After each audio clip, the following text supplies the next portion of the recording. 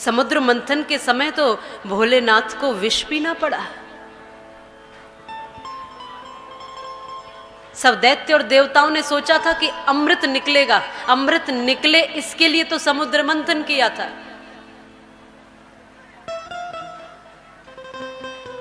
पर सबसे पहले तो जहर निकल आया, विष निकल आया। अब इसका क्या किया जाए? किसी में पीने की क्षमता नहीं है और जहर हर कोई पी नहीं सकता।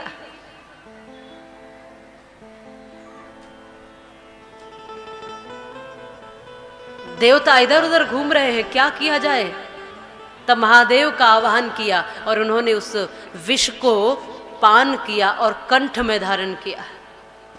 उस विष को भीतर नहीं ले गए, बाहर भी नहीं छोड़ा। विष को पान किया और नीलकंठ कहलाए। और ये प्रेरणा दी इस कथा से कि भक्त जब भी भक्ति के रास्ते पर, धर्म के रास्ते पर आगे बढ़ेगा, उसको तमाम विष पीने पड़ेंगे।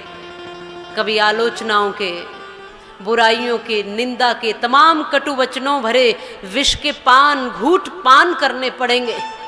बहुत सहना पड़ेगा। जब आप धर्म के रास्ते पर बढ़ोगे, भक्ति के रास्ते पर बढ़ोगे, लोग बहुत सी बातें करेंगे, बहुत कुछ कहेंगे आपके विषय में। बहुत बड़े भगत बनते हैं, बहुत बड़े ज्ञानी हैं, बड़े धर्मात्मा हैं, बहुत विद्वान बनते, ना जाने क्या क्या शब्द कहेंगे। लेकिन उन शब्दों को, उस जहर को, उस विष को आप भीतर मत ले जाना, केवल कंठ में धारण करना।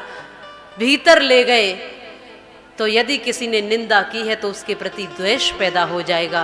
और यदि आपने उसको बाहर छोड़ दिया, माने किसी ने कुछ कहा और हमने भी उसको उल्टा प्रत्युत्तर में कुछ कहा, तो वो बाहर भी विकार करेगा। आपने भी विष छोड़ दिया, वो भी विष छोड़ रहे, आपने भी विष छोड़ा, तो कहीं ना कहीं बाहर भी वो विकार करेगा। और चुपचाप इस विष को भीतर ले गए तो भी विकार करेगा। तो न भीतर ले जाना है, न बाहर छोड़ना है, कंठ में धारण, बीच में अटका लेना है। कभी कभार कहते ना, मैं बहुत जहर के घूंट पीकर चुप रह रहा हूं, मैंने कंठ में धारण करना है। पर यह संभावना सबके पास नहीं है। नीलकंठ हर कोई तो बन नहीं सकता। शिव शंकर की उपाधि हर कोई प्राप्त थोड़ी कर सकता है। यूं तो हम सब एक ही तरह की मूर्ति हैं, सामान्य सोए सभी लोग एक ही तरह से, एक ही मालिक ने बनाए हैं।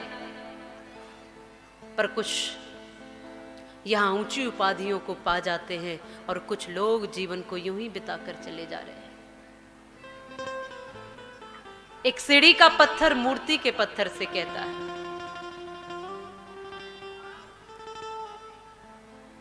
तुझ में और मुझ में अंतर क्या है? तू भी पत्थर है, मैं भी पत्थर हूं। ये सीढ़ी का पत्थर जो सीढ़ी में लगाया हुआ है, वो मूर्ति के पत्थर से बात कर रहा है आपस में। तू भी पत्थर है, मैं भी पत्थर हूं, तू भी उसी खान से निकला है, मैं भी उसी खान से निकला हूं। तेरा और मेरा रंग भी एक जैसा है, पर तुझ में और मुझ में अंतर कैसे हो गया है? और बहुत बड़ा अंतर हो गया। जब लोग आते हैं तो मेरे सिर पर पैर रखते हैं और तुम्हारे पैरों में जाकर सिर रख देते हैं। पत्थर तो तू भी है, मैं भी हूं, फिर इतना अंतर कैसे हो गया? मूर्ति के पत्थर ने जवाब दिया, मैंने जीवन में तुमसे ज्यादा तप किया है। मैंने छेनी की, हथौड़े की सब मार सही, बहुत चोटें सही, बड़ी पीड़ाएं सही, काटा गया, छाटा गया, तमाम चोटें दी गई, तमाम जगह से मुझे हथौड़े से ठोका पीटा गया। तुम में एक हथौड़ा पड़ा, तुमसे सहन नहीं हुआ, तुम दूर जाकर गिरे, तुम्हें सीढ़ी में लगा दिया और मुझे मूर्ति बना दिया। मैंने पीड़ाएं ज्यादा सही, मैंने तप ज्यादा किया है तुमसे। और कहा भी है कि जो चोट खाकर गिर गया वो कंकर बन गया, और जो चोट को भी सह गया वो शंकर बन गया। जो चोट को सहन कर लेता है, जो पीड़ाओं को, मुश्किलों को झेल लेता है, वही शिवत्व की उपाधि को धारण कर सकता है। समर में घाव खाता है, उसी का मान होता है।